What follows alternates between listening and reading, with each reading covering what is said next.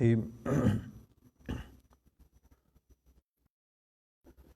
دوسرے سپارے کا یہ آخری حصہ ہے۔ بنی اسرائیل کا جو واقعہ ان آیات میں بیان ہوا، حضرت موسیٰ علیہ السلام کے بعد جب بنی اسرائیل میں بدعملی آئی تو اس کی سزا انہیں یہ ملی کہ ایک ظالم قوم ان پہ غالب آ گئی، ان کے کچھ لوگوں کو قتل کیا، قید کیا، ان کو گھروں سے نکال دیا۔ پھر اس کے بعد انہوں نے اس وقت جو نبی تھے حضرت سموئیل علیہ السلام، ان سے کہا کہ آپ ہمارا کوئی امیر مقرر کریں، بادشاہ مقرر کریں،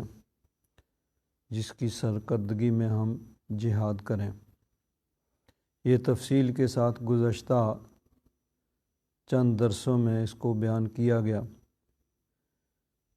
کہ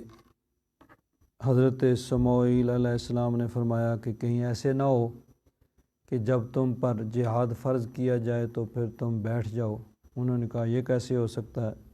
وَمَا لَنَا أَلَّا نُقَاتِلَ فِي سَبِيلِ اللَّهِ، ہمیں کیا ہو گیا کہ ہم اللہ کی راہ میں نہ لڑیں۔ وَقَدْ أُخْرِجْنَا مِن دِيَارِنَا وَأَبْنَائِنَا، حالانکہ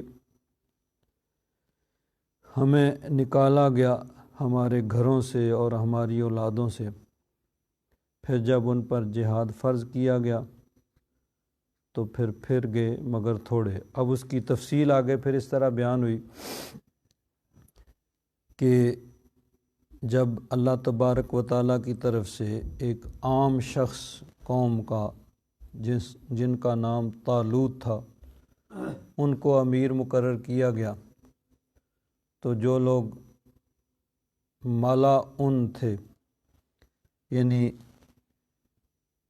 سردار یا قوم کے جو رہنما تھے، لیڈر تھے، انہوں نے کہا کہ یہ کیسے امیر ہو سکتا ہے، اس کو کیسے بادشاہ بنایا جا سکتا ہے، ہم زیادہ حقدار ہیں اس سے، اس کے پاس تو مال کی کثرت ہی نہیں ہے۔ تو حضرت سموئیل علیہ السلام نے فرمایا کہ اللہ تعالیٰ کا یہ انتخاب ہے، اللہ تعالیٰ نے اس کو تم پر منتخب کیا ہے، اور اللہ تبارک و تعالیٰ نے اسے علم میں اور جسم میں وسعت دی ہے کہ علم زیادہ ہے اور جسمانی اعتبار سے قوی اور تندرست ہے، اور اللہ تبارک و تعالیٰ جسے چاہتا ہے اپنا ملک دیتا ہے۔ پھر بھی جب انہوں نے اعتراض کیا تو پھر حضرت سموئیل علیہ السلام نے فرمایا بھئی اس کی ملک کی امارت کی بادشاہت کی نشانی یہ ہے کہ تمہارا کھویا ہوا وہ تابوت تمہیں مل جائے گا، وہ مقدس اور متبرک تابوت جس میں بزرگوں کی نشانیاں اور بقیہ چیزیں تھیں، بقیۃ مما ترک آل موسیٰ و آل ہارون، آل موسیٰ اور آل ہارون کی بقیہ چیزیں جس میں تھیں، جو تمہارے لیے بڑا متبرک تھا، قابل احترام تھا، اور وہ ظالم لوگ تم سے چھین کے لے گئے تھے، وہ بھی تمہارے پاس آ جائے گا اور خود بخود آ جائے گا، فرشتے اس کو لے آئیں گے، اس کا بھی اللہ تبارک و تعالیٰ نے سامان کر دیا۔ جب یہ سارا کچھ ہو گیا تو اب انہوں نے بادل ناخواستہ کہہ لیجئے کہ تسلیم کر لیا بھئی ٹھیک ہے یہ بادشاہ ہے، طوعاً و کرہاً، خوشی سے یا مجبوراً، بہرحال قوم نے تسلیم کر لیا کہ یہ ہمارا امیر اور بادشاہ ہے، ہم اس کی سرکردگی میں لڑیں گے، جہاد کریں گے، اپنے ملک کو آزاد کروانے کے لیے جنگ کریں گے۔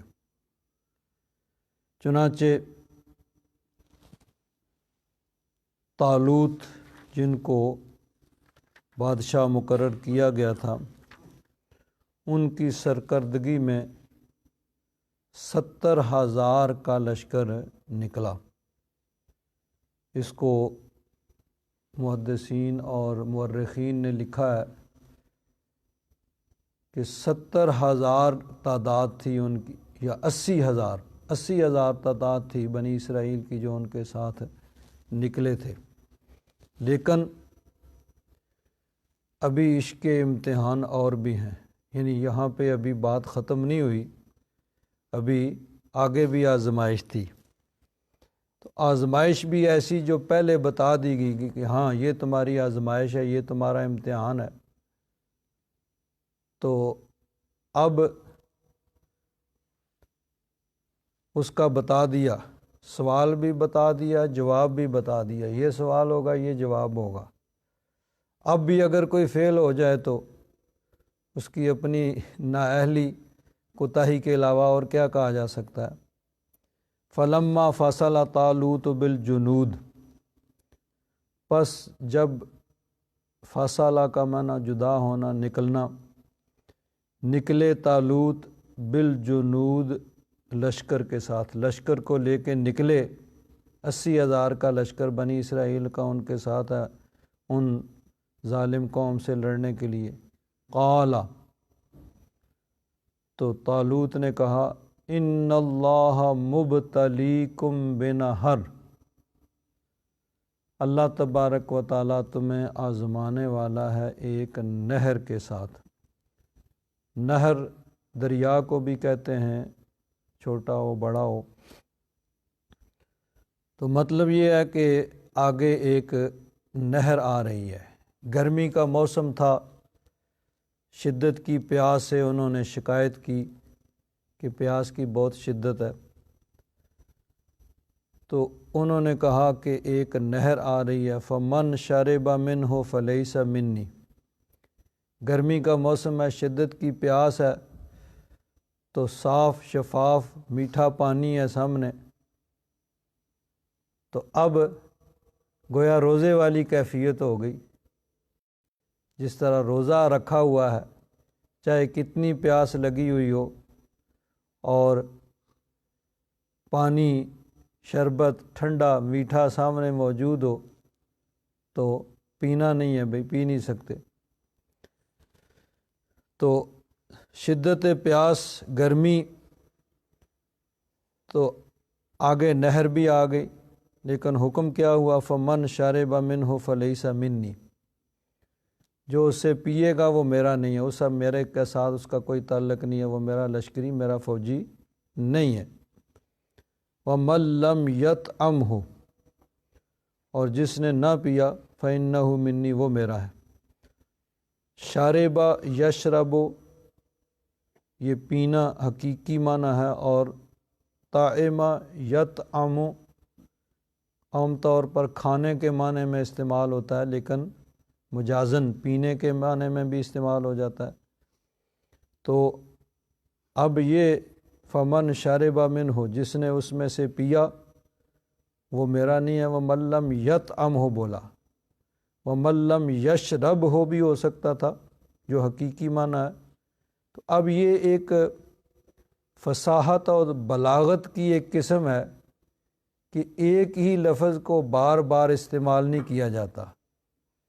ایک ہی مفہوم کو ادا کرنے کے لیے ایک دفعہ ایک لفظ استعمال کیا جاتا ہے، دوبارہ جب ضرورت پڑے تو کوئی اور اس کا ہم معنی، سینونیم، اسی معنی کا کوئی اور لفظ استعمال کیا جاتا ہے۔ یہ بھی بلاغت کی ایک قسم ہے کہ ایک ہی لفظ کو بار بار استعمال کرنا، یہ بلاغت کے خلاف، یعنی پڑھے لکھے لوگوں سے یہ متوقع نہیں ہوتا کہ وہ ان کے پاس الفاظ کا ذخیرہ نہ ہو، تو اس لیے یہ ایک بلاغت کی قسم ہوتی ہے کہ معنی وہی ہے، اس کو ادا کرنے کے لیے ایک دفعہ ایک لفظ استعمال کیا، دوبارہ جب ضرورت پڑی تو کوئی دوسرا لفظ استعمال کیا، یعنی وہ مترادفات کہتے ہیں کہ ایک ہی معنی کے ایک لفظ پھر دوسرا پھر تیسرا، بار بار معنی وہی ہے لیکن الفاظ اور استعمال کر رہے ہیں۔ تو یہ غالباً اس خاطر پہلے شاربہ استعمال کیا اور پھر دوبارہ وَمَن لَّمْ يَطْعَمْهُ، وَمَن لَّمْ يَشْرَبْهُ، وہ حقیقی معنی بھی ہو سکتا تھا لیکن وَمَن لَّمْ يَطْعَمْهُ استعمال کیا، کیونکہ طعمہ یطعم عام طور پر کھانے کے معنی میں استعمال ہوتا ہے، لیکن مجازاً پینے کے معنی میں بھی استعمال ہو جاتا ہے۔ تو کہا کہ آگے ایک نہر آ رہی ہے، اللہ تعالیٰ تمہیں آزمانے والا ہے، پہلے ہی بتا دیا کہ یہ تمہاری آزمائش ہو گئی۔ فمن شرب منہ فلیس منی، جس نے اس میں سے پیا وہ مجھ سے نہیں، ومن لم یطعمہ فانہ منی، جس نے نہ پیا وہ مجھے، الا من اغترف غرفۃ بیدہ، اللہ کے ساتھ استثناء ہوتا ہے، مگر ایک چلو، اغترف یغترف، اغتراف کا معنی ہوتا ہے یوں ہاتھ کے ساتھ پانی کا چلو بھرنا، یہ مٹھی میں پانی جو لیا جاتا ہے جس کو اردو میں چلو کہتے ہیں، اور عربی میں اغترف، یغترف و اغتراف۔ تو غرافہ ویسے اگر یہ جو ہے ثلاثی ہو تو اس کا معنی ہوتا ہے یوں لپ بھرنا، دونوں ہاتھوں کے ساتھ کسی چیز کو، اور جب یہ آگے باب افتعال پہ گیا اغترافہ تو اس کا معنی چلو بھرنا ہو گیا، یوں ہاتھ کے ساتھ پانی کا۔ تو مگر جس نے چلو بھرا، غرفتاً ایک چلو، بیدہ ہی اپنے ہاتھ کے ساتھ، یعنی اتنی اجازت تھی کہ ایک چلو ہاتھ میں جتنا پانی آئے وہ پی لو، بس اس سے زیادہ اجازت نہیں ہے۔ اور قدرت خداوندی دیکھیے کہ ایک چلو جب اللہ تعالیٰ کا حکم ہے کہ بھئی اس سے زیادہ نہیں پی سکتے ہیں، اتنی اجازت ہے، تو ایک چلو اگر بھر لیا جائے تو وہ کافی، اب اس کے بعد نہ پیاس نہ گرمی کی شدت، کچھ بھی نہیں۔ اور جنہوں نے پینا شروع کیا، نافرمانی کی، وہ پیتے جاتے ہیں اور مرض بڑھتا گیا، جوں جوں دعا کی، جتنا جتنا پانی پیتے جاتے ہیں اتنی پیاس بڑھتی جاتی ہے، اور پھر اتنا پانی پی لیا کہ وہ آگے چلنے کے بھی قابل نہیں رہے۔ تو فرمایا ان اللہ مبتلیکم بنہر، اللہ تبارک و تعالیٰ تمہیں آزمانے والا ہے ایک نہر سے، فمن شرب منہ فلیس منی، جس نے اس میں سے پی لیا وہ میرا نہیں ہے، اس کا میرے ساتھ تعلق نہیں ہے، یا میرے لشکر میں وہ نہیں جا سکے گا۔ ومن لم یطعمہ فانہ منی، جس نے اس میں سے نہ پیا وہ میرا ہے، یعنی وہ میرے ساتھ جائے گا۔ الا من اغترف غرفۃ بیدہ، مگر جس نے ایک چلو بھرا اپنے ہاتھ کے ساتھ، اس کی اجازت ہے، اتنا اس قدر پینے کی اجازت۔ فشربوا منہ، تو انہوں نے اس سے پیا۔ ایسے لوگ جو بار بار پہلے یہ اعتراض کر رہے ہیں، ایک دفعہ پہلے کہا بھئی طالوت کو اللہ تعالیٰ نے تمہارا امیر مقرر کیا ہے، تو اس پہ اعتراض کیا بھئی یہ کیسے ہو سکتا ہے، وہ تو ایک عام آدمی ہے، اس کے پاس مال و دولت کی کثرت نہیں ہے، ہم امیر لوگ ہیں، ہم سردار ہیں، جاگیردار ہیں، ہمارے پاس مال و دولت ہے، ہمارے پاس خیش قبیلہ پیچھے ہمارے کھڑا ہے۔ پھر جب کہا گیا کہ یہ انتخاب خداوندی ہے، بھئی اللہ تعالیٰ نے اس کا انتخاب کیا ہے، تو پھر کہا بھئی اس کی کوئی نشانی ہونی چاہیے، کیسے پتہ چلے کہ یہ اللہ تعالیٰ کا انتخاب ہے، وہ بھی ہو گیا، سارا کچھ ہو گیا۔ تو ان لوگوں سے عین ممکن تھا کہ وہ اس بات پہ بھی وہ اعتبار نہ کریں اور اس پر یقین نہ رکھیں۔ تو پہلے بتا دیا بھئی یہ آزمائش ہے، پیو گے تو پھر جات نہیں جا سکتے، پھر ادھر ہی رہو گے، نہیں پیو گے صرف ایک چلو بھرو گے تو وہ سب کو کافی ہو جائے گا۔ تو گویا یہ بھی بتا دیا کہ یہ آزمائش ہے، امتحان ہے، سوال یہ ہے، جواب یہ ہے، تو اب بھی فیل ہو جائیں تو پھر اور کیا کہا جا سکتا۔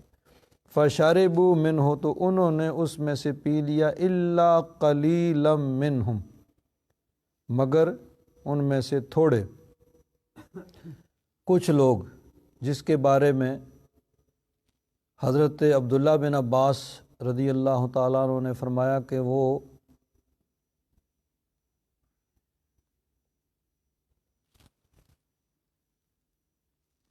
تین سو 13 افراد تھے، یعنی کل ایک روایت میں تو پہلے کہ 80,000 ان کی تعداد تھی، اور دوسری روایت جو حضرت عبداللہ بن عباس سے ہے وہ یہ ہے کہ ان کی تعداد 1,03,313 افراد تھے، وہ پورا لشکر جو تھا، تو 313 نے پانی نہیں پیا، باقی 1,03,000 جو ہیں انہوں نے پانی پی لیا۔ اور جیسے جیسے پانی پیتے جاتے ہیں پھر وہ پیاس بڑھتی جاتی ہے اور پھر وہ ادھر ہی رہے۔ 313 یہ وہ تعداد ہے جو اصحاب بدر کی تھی۔ بدر کی لڑائی میں، غزوہ بدر میں نبی کریم صلی اللہ علیہ وسلم کے ساتھ 313 تعداد تھی صحابہ اکرام کی، انصار و مہاجرین کی، تو یہی تعداد ان کی تھی جو حضرت طالوت کے ساتھ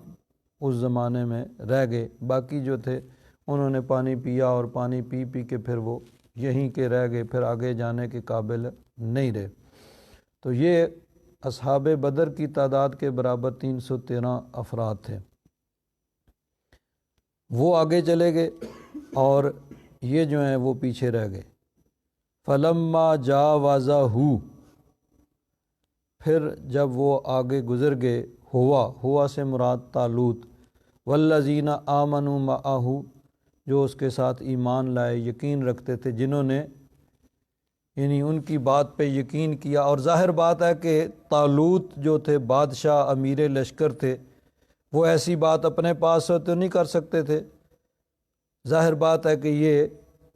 جو نبی تھے اس وقت حضرت اسماعیل علیہ السلام، انہوں نے یہ فرمایا ہوگا، اور یہ وحی الہی سے ہوتا ہے کہ ایسی بات اپنے پاس سے کوئی انسان نہیں کر سکتا کہ جی یہ تمہارے لیے آزمائش ہے، اس میں سے پانی پیو گے تو پھر ادھر ہی رہ جاؤ گے، اور جو نہیں پیے گا ایک چلو صرف اس کی اجازت ہے وہ آگے جا سکے گا۔ یہ وہ اپنے خیال سے نہیں کہہ سکتے تھے، یا ایسی کوئی بات نہیں ہے کہ کوئی اپنے پاس سے کرے۔ یہ انہوں نے یعنی جو نبی تھے جن کی یعنی ماتحت وہ سارا کام ہو رہا تھا، حضرت اسماعیل علیہ السلام جنہوں نے اس کو امیر مقرر کیا تھا، انہی کا حکم ہوگا، اور وہ وحی الہی سے یہ سب کچھ فرما رہے تھے۔ تو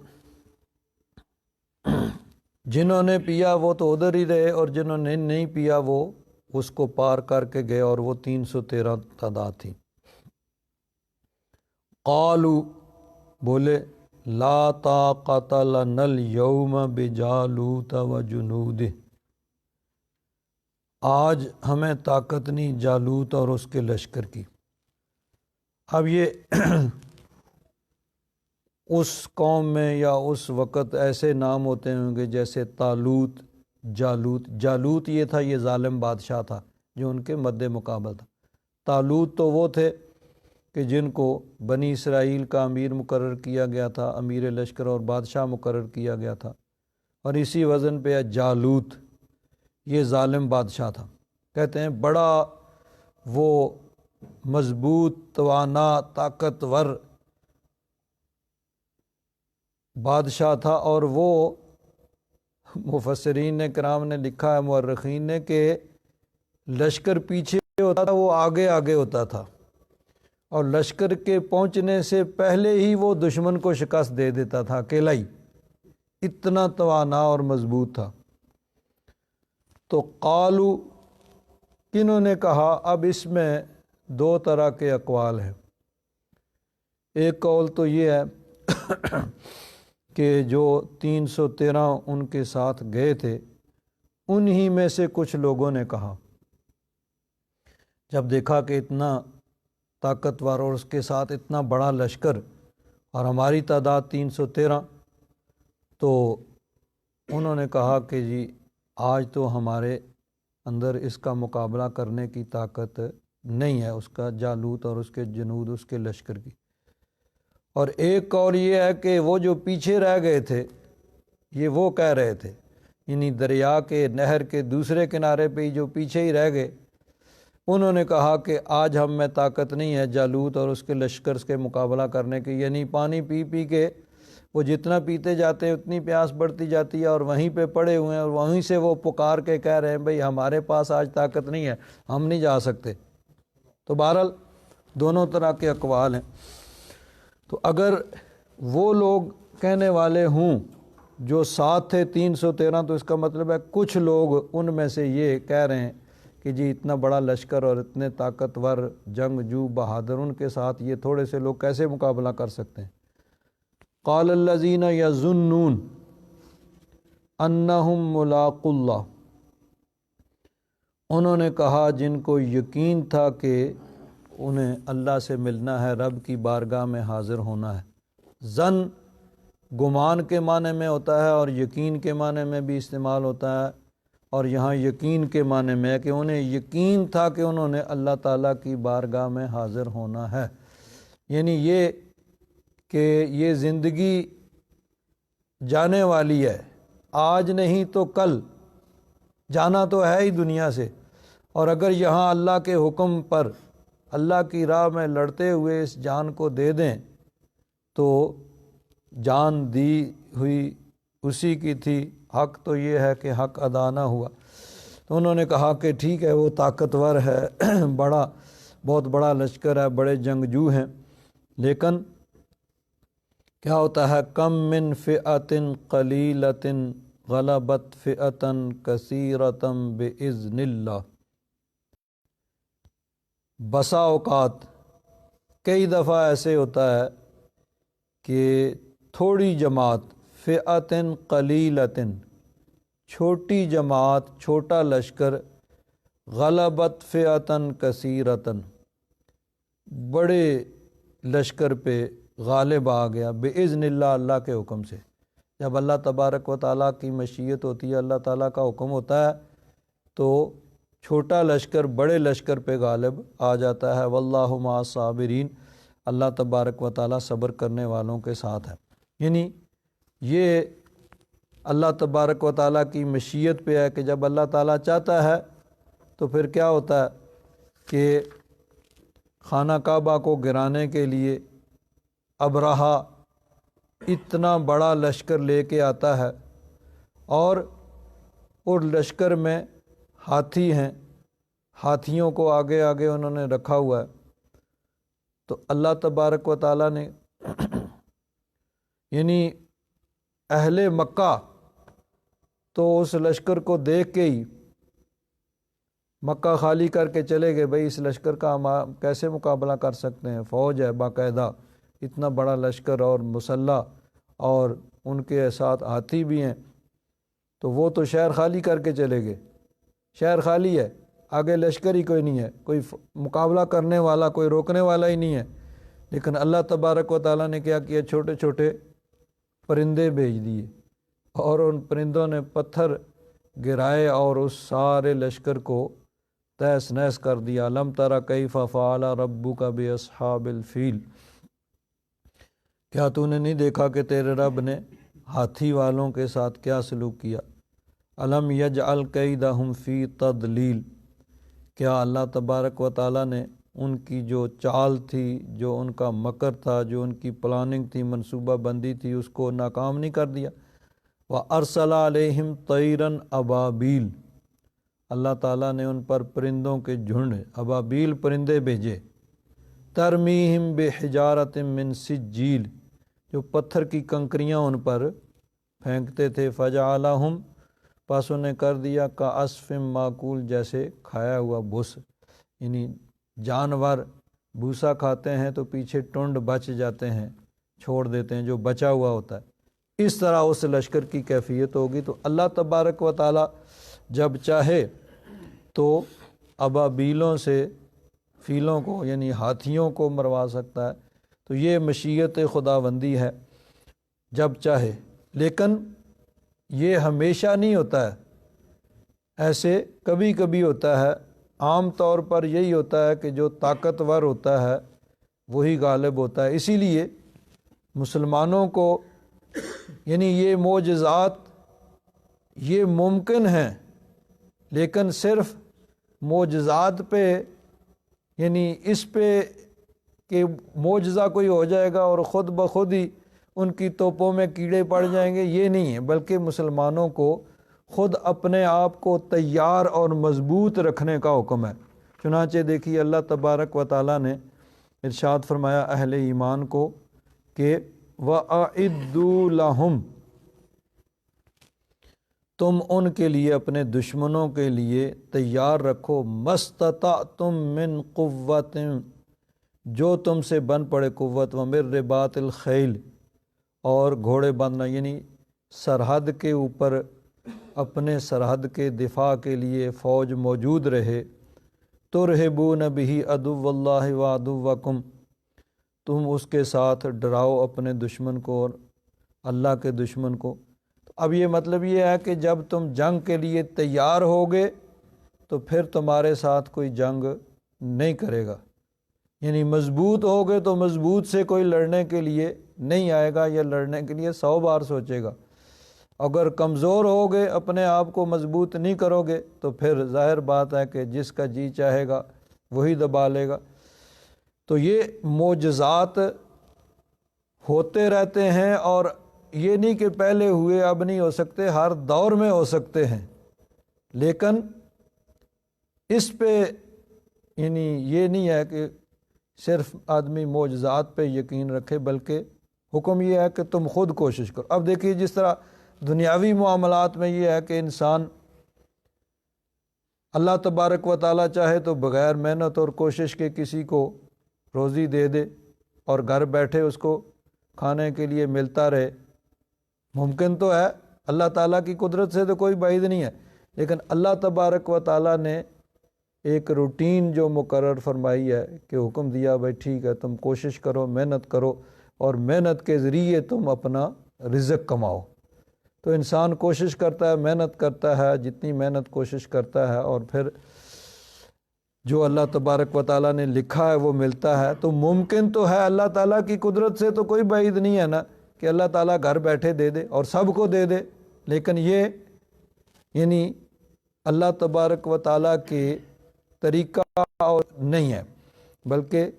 جو روٹین ہے، طریقہ یہ ہے کہ انسان کو اللہ تعالیٰ نے خود محنت کر کے اپنی روزی کمانے کا حکم دیا ہے۔ اسی طرح یہ جو معاملات ہیں دفاع کے، اللہ تبارک و تعالیٰ جو چھوٹے چھوٹے پرندوں سے ہاتھیوں کو مروا سکتا ہے، وہ چاہے تو خود ہی اسلام کو بھی پھیلاتا رہے، حفاظت کرتا رہے، اور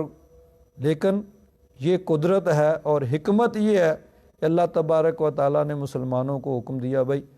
تم نے خود اپنا دفاع کرنا ہے، اپنے ملک کا دفاع کرنا ہے، اپنے مذہب کا دفاع کرنا ہے، اس کے لیے تم نے اپنے آپ کو مضبوط کرنا ہے، اور اپنے آپ کو مضبوط کر کے تم نے سب چیزیں جو ہیں وہ عام دنیا کی روٹین کے مطابق کرنا ہے، اور اس میں پھر یہی ہوتا ہے کہ جو مضبوط ہوتا ہے وہ فتح یاب ہوتا ہے، اور جو کمزور ہوتا ہے وہ اس کو شکست ہوتی ہے۔ تو یہ روٹین ہے اور حکمت ہے، اور قدرت یہ ہے کہ اللہ تبارک و تعالیٰ چاہے تو وہ یعنی بغیر اس چیز کے، جس طرح وہ ابابیلوں سے ہاتھیوں کو مروایا، لیکن جب انسان کوشش کرتا ہے تو پھر اللہ تبارک و تعالیٰ دستگیری فرماتا ہے۔ جس طرح اب 313 ہیں صحابہ اکرام غزوہ بدر میں، ادھر سے 1000 لشکر ہے، اور 1000 وہ مسلح جو گھر سے باقاعدہ جنگ کے لیے نکلے ہیں اور پورا سامان لے کے نکلے ہیں، اور یہ 313 یہ جنگ کے ارادے سے بھی نہیں نکلے، جنگ کا سامان بھی پاس نہیں ہے۔ ایک تو یہ کہ وہ 3 گنا سے زیادہ لشکر، اور یہ ان سے 1/3 سے بھی کم، اور دوسرا یہ کہ وہ مسلح جو باقاعدہ جنگ کے ارادے سے نکلیں، اور یہ جنگ کے ارادے سے نہیں ہیں اور پورا سامان لے کے نہیں نکلیں، لیکن جب انہوں نے ہمت کی، بہادری دکھائی، اللہ تبارک و تعالیٰ نے مدد فرمائی کہ وہ 313 جو ہے 1000 کو شکست دے دیتے ہیں۔ تو یہ یعنی جب انسان کوشش کرتا ہے تو پھر اللہ تبارک و تعالیٰ مدد فرماتا ہے۔ تو یہاں بھی یہی ہے کہ کچھ لوگوں نے کہا کہ اتنا بڑا لشکر اور اتنے طاقتور لوگ، ہم ان کا مقابلہ نہیں کر سکتے۔ لا طاقت لنا اليوم بجالوت وجنودہ، جالوت اور اس کے لشکر کی مقابلے کی آج ہمیں طاقت نہیں ہے۔ قال الذین یظنون انہم ملاقو اللہ، وہ جنہیں اللہ تبارک و تعالیٰ کی بارگاہ میں حاضری کا یقین تھا، انہوں نے کہا کم من فئۃ قلیلۃ غلبت فئۃ کثیرۃ باذن اللہ، کہ بہت مرتبہ ایسے بھی ہوتا ہے کہ چھوٹا لشکر وہ غالب آ جاتا ہے بڑے لشکر پر اللہ کے حکم سے، کہ اللہ تعالیٰ مدد فرماتا ہے۔ جب وہ کوشش کرتے ہیں تو پھر اہل حق کی مدد اللہ تبارک و تعالیٰ کی طرف سے آتی ہے۔ واللہ مع الصابرین، اللہ تعالیٰ صبر کرنے والوں کے ساتھ ہے۔ یہاں ایک دو اور باتیں وہ بھی قابل غور ہیں، پھر آگے چلتے ہیں کہ ان کو کہا گیا بھئی تمہاری آزمائش ہے اور تم نے اس نہر سے پانی نہیں پینا ہے، حالانکہ پیاس کی شدت ہے اور گرمی ہے،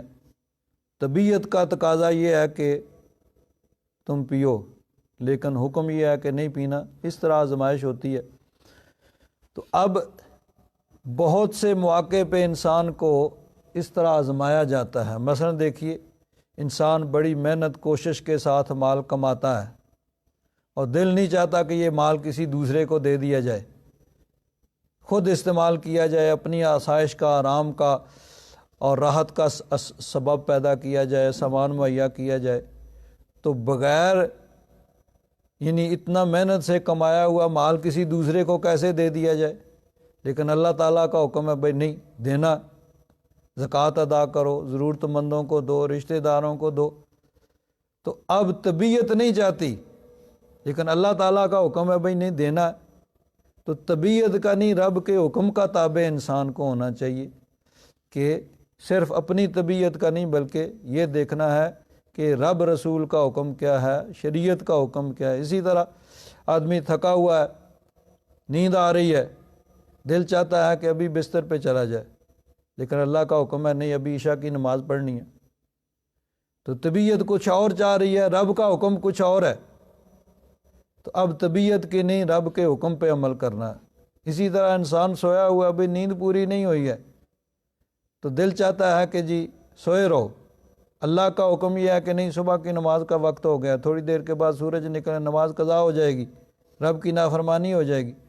تو اب طبیعت کچھ اور چاہتی ہے، رب کا حکم کچھ اور ہے، تو پھر طبیعت کے نہیں بلکہ رب کے حکم کے تابع ہونا ہے۔ اور یاد رکھیں کہ یہی فرق ہے انسان اور حیوان میں۔ حیوان جو ہوتا ہے وہ کسی قاعدے قانون کا پابند نہیں ہوتا ہے، وہ اپنی طبیعت کے تابع ہوتا ہے، جو طبیعت چاہے وہ کرتا ہے۔ مثلا جب حیوان کو بھوک لگی ہے، سامنے گھاس آ گئی جو اس کے کھانے کی چیز ہے، تو اب اس کے لیے قانون نہیں ہے کہ یہ جائز ہے، ناجائز ہے، حلال ہے، حرام ہے، تمہارا حق ہے، نہیں ہے، ٹھیک ہے بھائی طبیعت چاہ رہی ہے، کھانے کی چیز آ گئی ہے، کھاؤ۔ وہ طبیعت کا تابع ہے، وہ کسی قاعدے قانون کا پابند نہیں ہے۔ لیکن انسان وہ قاعدے قانون کا پابند ہے۔ بے شک بھوک لگی ہوئی ہے، کھانے کی چیز بھی سامنے ہے، بڑی لذیذ چیز، لیکن اس نے یہ دیکھنا ہے کہ یہ میرے لیے جائز ہے کہ نہیں ہے، حلال ہے کہ نہیں ہے، یہ ساری چیزیں، یہ انسان۔ اسی طرح جب حیوان کی طبیعت ہو پیشاب بول و براز کرنے کی، اب اس نے نہیں دیکھنا کہ یہ قالین ہے، یہ فرش ہے، یہ جگہ کرنے کی ہے یا نہیں ہے، اس نے اپنی طبیعت کے تابع جب طبیعت چاہی اسی وقت جہاں چاہا کر دیا، کیونکہ وہ کسی قاعدے قانون کا پابند نہیں ہے۔ انسان، اللہ تبارک و تعالیٰ نے انسان کو اشرف المخلوقات بنایا، عقل کی دولت عطا فرمائی اور قاعدے قانون کا پابند کیا کہ تم نے قاعدے قانون کے مطابق چلنا ہے۔ بے شک تمہاری طبیعت اب چاہ رہی ہے، لیکن اس کے لیے کوئی قاعدہ قانون ہے، کوئی جگہ پراپر ہونی چاہیے، مناسب جگہ ہونی چاہیے، پردے کا انتظام ہونا چاہیے، یہ ساری چیزیں۔ تو انسان اور حیوان میں یہ فرق ہے کہ حیوان صرف اپنی طبیعت کے تابع ہوتا ہے، وہ کسی قاعدے قانون کا پابند نہیں ہوتا۔ انسان وہ طبیعت کے تابع نہیں بلکہ قاعدے قانون کے پابند ہوتا ہے، اور مسلمان وہ اللہ رسول کے حکم کے تابع ہوتا ہے۔ تو اب تو ان کی طبیعت یہ چاہ رہی تھی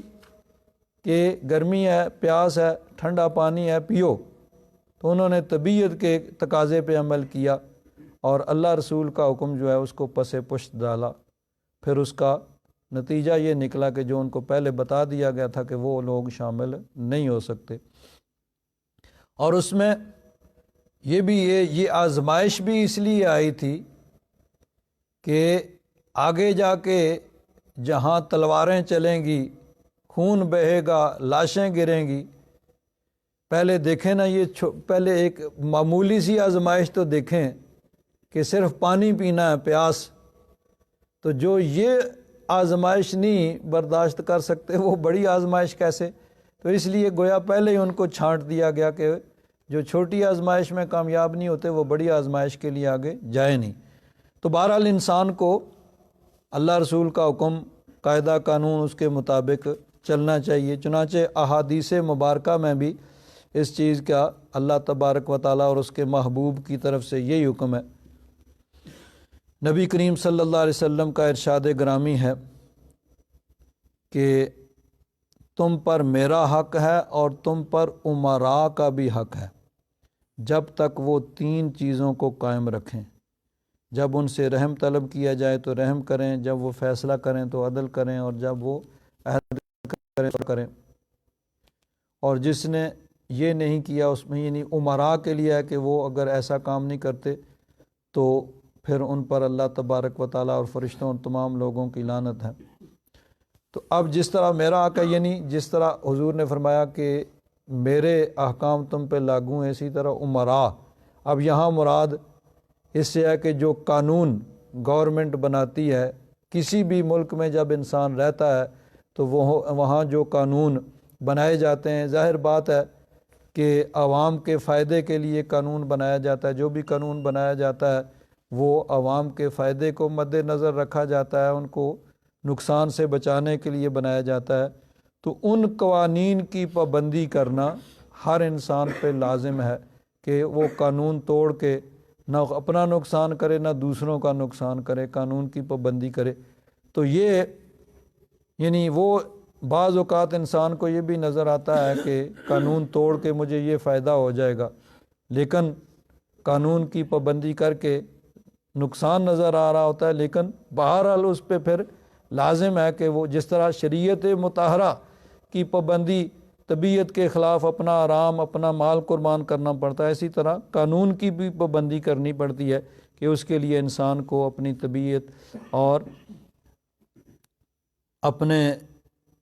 جذبات کو قربان کرنا پڑتا ہے۔ تو یہ یعنی ان کے لیے بھی ایک ایسا قانون مقرر کیا گیا جہاں پہ ان کو آزمایا گیا کہ اللہ تبارک و تعالیٰ نے تم کو اس سے آزمایا ہے اور یہ تمہارے لیے آزمائش ہے۔ اب اس میں سے 313 رہ گئے، باقی سارے 1,03,000 پیچھے رہ گئے۔ وہ گئے، جب اس کو دیکھا تو اس وقت بھی کچھ لوگوں نے کہا بھئی اتنا بڑا لشکر اور اتنا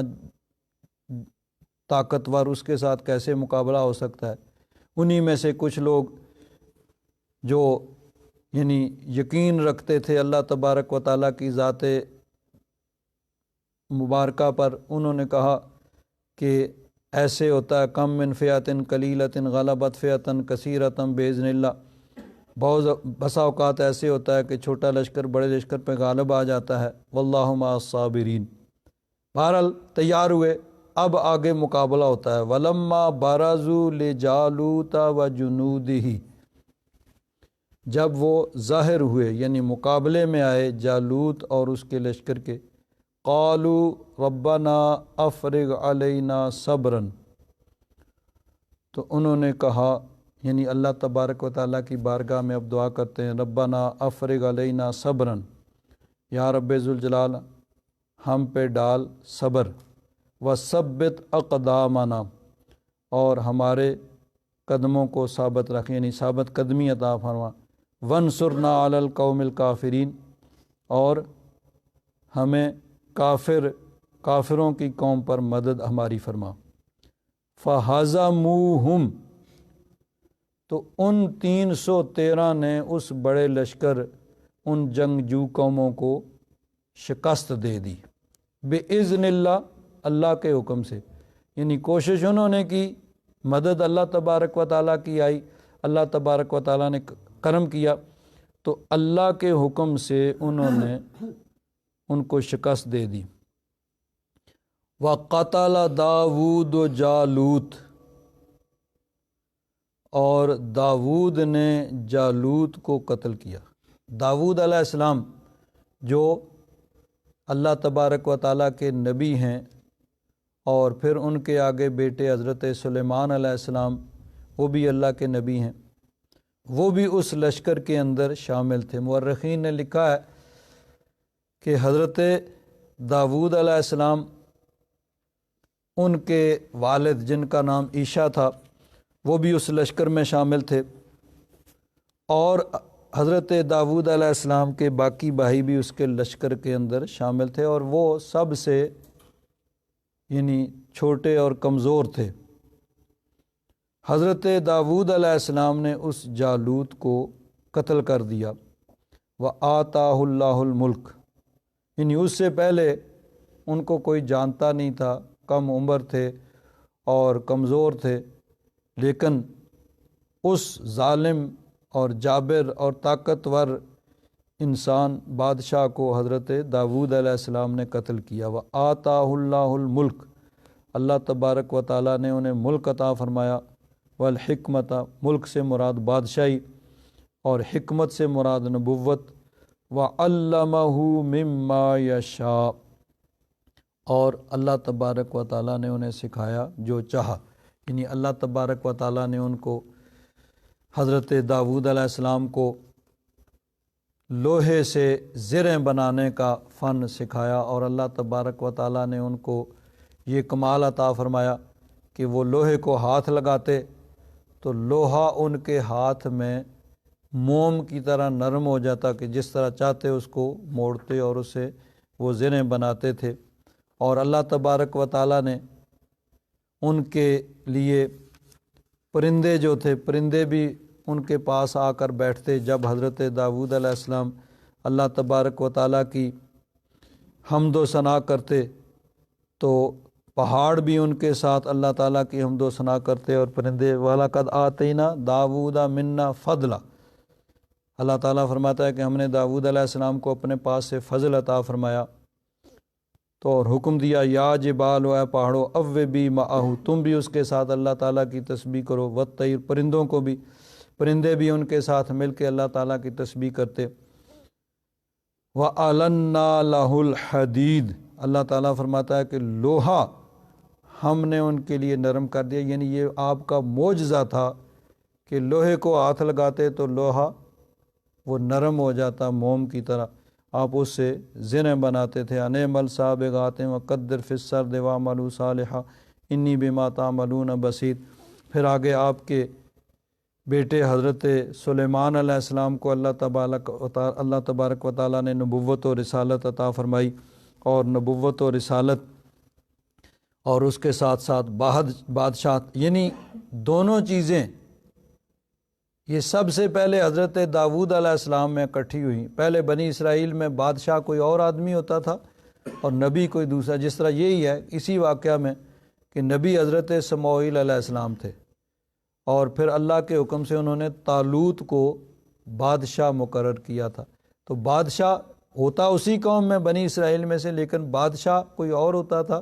اور نبی یعنی دینی ذمہ داریاں ادا کرنے کے لیے، تبلیغ کی ذمہ داری ادا کرنے کے لیے نبوت کا مرتبہ کسی اور کو ملتا تھا۔ حضرت داود علیہ السلام میں یہ دونوں چیزیں اکٹھی ہو گئیں کہ وہ بیک وقت ایٹ اے ٹائم نبی بھی ہیں اور بادشاہ بھی ہیں، دونوں چیزیں۔ اور پھر آگے ان کے بیٹے حضرت سلیمان علیہ السلام وہ بھی بادشاہ بھی ہیں اور نبی بھی ہیں۔ تو اللہ تبارک و تعالیٰ نے ان کو زبور عطا فرمائی۔ 4 جو بڑی آسمانی کتابیں ہیں ان میں یہ تورات، زبور، انجیل اور قرآن پاک۔ تورات حضرت موسیٰ علیہ السلام کو ملی، زبور حضرت داود علیہ السلام پہ اتری، انجیل حضرت عیسیٰ علیہ السلام پر، اور قرآن پاک نبی کریم صلی اللہ علیہ وسلم پر نازل ہوا۔ تو حضرت داود علیہ السلام جو اس لشکر کے اندر، جس طرح طالوت ایک عام آدمی تھا اور انتخاب خداوندی سے ان کو امیر اور بادشاہ مقرر کیا گیا، اس سے پہلے شاید بہت کم لوگ ان کو جانتے ہوں اپنی قوم کے بھی۔ اسی طرح حضرت داؤد علیہ السلام بھی وہ اس سے پہلے یعنی گمنام تھے، کوئی ان کو جانتا بھی نہیں تھا، لیکن اس واقعہ سے پھر وہ مشہور ہوئے۔ وَقَتَلَ داؤد جالوت،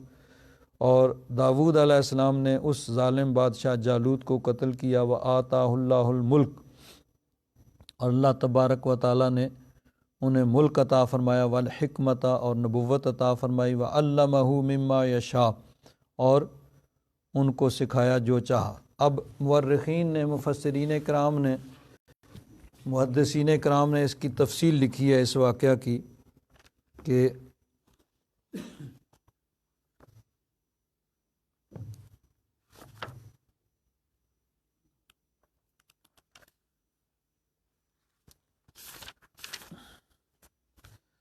حضرت داؤد علیہ السلام کا شجرہ نسب اس طرح ہے۔ داؤد بن عیشا، آپ کے والد جو تھے ان کا نام عیشا تھا، بن حسرون بن قانس بن یہودہ بن یعقوب بن اسحاق بن ابراہیم علیہ السلام، یعنی حضرت ابراہیم علیہ السلام کے بیٹے حضرت اسحاق، ان کے بیٹے حضرت یعقوب۔ حضرت یعقوب علیہ السلام کے 12 بیٹوں میں سے یہودہ جو تھے، ان کی آگے اولاد میں 3-4 پشتوں کے بعد یہ حضرت داؤد علیہ السلام آتے ہیں۔ اور اس میں یہ ہے کہ وہ طالوت بادشاہ جو تھا، اس نے جب دیکھا کہ اتنا طاقتور بادشاہ اور طاقتور لشکر ہے تو اس سے مقابلہ کرنے کے لیے ہم آئے، تو طالوت نے یہ کہا کہ جو جالوت اس ظالم بادشاہ کو قتل کرے گا اس کو آدھی حکومت مل جائے گی، آدھا ملک یہ ملے گا، اور یہ بھی کہا کہ اس کو میں اپنا داماد بناؤں گا، اپنی بیٹی اس کے نکاح میں دوں گا۔ اللہ تبارک و تعالیٰ کی حکمت یہی تھی، حضرت داؤد علیہ السلام نے اس ظالم بادشاہ کو قتل کیا، حسب وعدہ اس نے آپ کو اپنی بیٹی کا رشتہ دیا، آپ کے ساتھ نکاح کیا اپنی بیٹی کا، اور آدھی سلطنت اور نصف مال آپ کو عطا کر دیا۔ آگے ایک بڑی دلچسپ بات یہ بھی یعنی محدثین اور مورخین کے حوالے سے لکھی گئی ہے۔ حضرت عبداللہ بن عباس اور مکحول سے ایک طویل روایت ہے جس کا خلاصہ یہ ہے کہ اس فتح کے بعد بنو اسرائیل حضرت داؤد علیہ السلام کو زیادہ پسند کرنے لگے، یعنی اس ظالم بادشاہ کو انہوں نے قتل کیا تو وہ اپنی قوم بنی اسرائیل میں بڑے مقبول ہو گئے۔ پہلے تو کوئی جانتا نہیں تھا، ویسے بھی کم عمر تھے، بچے تھے، کمزور تھے، بکریاں چرایا کرتے تھے۔ اب اس واقعہ کے بعد چونکہ آدھی سلطنت بھی ان کو مل گئی تو لوگ ان کو زیادہ پسند کرنے لگے، اور بنی اسرائیل یہ چاہتے تھے کہ پورا ملک انہی کو دے دیا جائے۔ طالوت، وہ جو پہلے بادشاہ جن کو بنایا گیا تھا، طالوت کو اس سے حسد ہوا۔ اب یہ روایت مطلب ہے کہ یعنی اگر درست ہے، کتابوں میں لکھی ہے، اگر درست ہے تو یہ پھر بڑی عجیب بات ہے کہ حکومت ایسی چیز ہے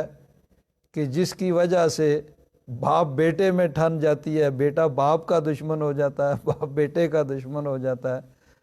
تو اب یہ یعنی جب انہوں نے دیکھا کہ بنی اسرائیل میں مقبول ہو رہے ہیں، اور بنی اسرائیل کی خواہش یہ ہے کہ یہی ٹوٹلی بادشاہت ان کے پاس چلی جائے، تو کہا کہ طالوت کو اس سے حسد ہوا، اور اس نے حضرت داؤد علیہ السلام کو قتل کرنے کا پروگرام بنایا۔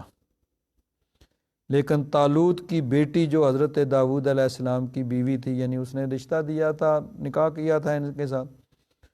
انہوں نے ان کو بر وقت اس سازش سے آگاہ کر دیا کہ اب یہ پروگرام بن رہا ہے آپ کو قتل کرنے کا۔ طالوت اور اس کے گھر والے مارے گئے، اور تمام بنو اسرائیل حضرت داؤد علیہ السلام کی زیر سلطنت آ گئے۔ اللہ تعالیٰ نے ان کو زیور عطا کیا اور ان کو زیرہ بنانا سکھایا۔ تو اب یعنی یہ ایسی چیز ہے، حکومت، اقتدار، دولت، جہاں باپ بیٹا آمنے سامنے آ جاتے ہیں، باپ بیٹے کا اور بیٹا باپ کا مقابل آ جاتا ہے، ایک دوسرے کے دشمن ہو جاتے ہیں۔ اور بہت دفعہ ایسے تاریخ میں دیکھیں کہ بیٹے نے باپ کو قتل کر دیا، یعنی اب ایک بادشاہ ہے اور بادشاہ کے کئی بیٹے ہیں، اس کے لیے تو سبھی برابر ہیں، باپ کی نظر میں سب برابر ہیں، تو کوئی ایک بیٹا وہ حکومت چاہتا ہے، باپ کسی دوسرے کو دینا چاہتا ہے، اس کا داؤ چل گیا، اس کو موقع مل گیا، اس نے باپ کو فارغ کیا اور خود حکومت پہ قبضہ کر لیا۔ کسی نے باپ کو قید کر دیا اور حکومت پہ قبضہ کر لیا۔ تو یہ تو چیزیں چلتی رہتی ہیں کہ یہ حکومت اور اقتدار ایسی چیز ہے کہ جہاں باقی رشتے تو کیا، باپ بیٹا ایسے رشتے بھی پھر پیچھے پڑ جاتے ہیں اور حکومت آگے آ جاتی ہے۔ تو بہرحال اگر یہ چیز درست ہے تو پھر یعنی وہ انہوں نے طالوت جو تھے جن کو پہلے بادشاہ مقرر کیا گیا تھا، اور وہ انتخاب خداوندی تھا، اللہ تعالیٰ کی طرف سے نبی کو حکم ہوا اور انہوں نے ان کو بادشاہ مقرر کیا تھا، لیکن پھر آگے اقتدار آڑے آیا اور وہ ان کے قتل کا انہوں نے پروگرام بنایا، لیکن بہرحال وہ اس میں کامیاب نہیں ہوئے، وہ چلے گئے۔ اور اس کے بعد پھر حضرت داؤد علیہ السلام اس پورے یعنی بنی اسرائیل کے وہ بادشاہ بن گئے اور ظالم قوم کو پہلے ہی شکست دے کے وہ اپنے بیت المقدس پہ قبضہ کر چکے تھے۔ تو اللہ تعالیٰ فرماتا ہے وَلَمَّا بَرَزُوا لِجَالُوتَ وَجُنُودِهِ، جب وہ سامنے آئے جالوت اور اس کے لشکر کے قالوا ربنا افرغ علینا صبرا، انہوں نے کہا کہ یا رب ذوالجلال ہم پہ صبر اڈیل، ہم پہ صبر ڈال، ہمیں صبر عطا فرما، وثبت اقدامنا، اور ہمارے قدموں کو مضبوط کر، ثابت قدمی عطا فرما، وانصرنا علی القوم الکافرین، اور کافروں کی قوم پر ہماری مدد فرما۔ فہزموہم، تو انہوں نے وہ تھوڑی سی تعداد 313 جو تھی ان بڑے مضبوط بہت بڑے لشکر جنگجوؤں کو شکست دے دی، بِإِذْنِ اللہ، اللہ کے حکم سے۔ وَقَتَلَ داود جالوت، اور داؤد علیہ السلام نے اس ظالم بادشاہ جالوت کو قتل کیا۔ وَآتَاهُ اللَّهُ الْمُلْكَ، اللہ تبارک و تعالیٰ نے انہیں ملک عطا فرمایا، بادشاہی عطا فرمائی، والحکمت،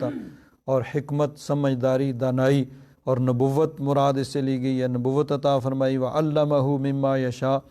اور جو چاہا اللہ تبارک و تعالیٰ نے انہیں سکھایا۔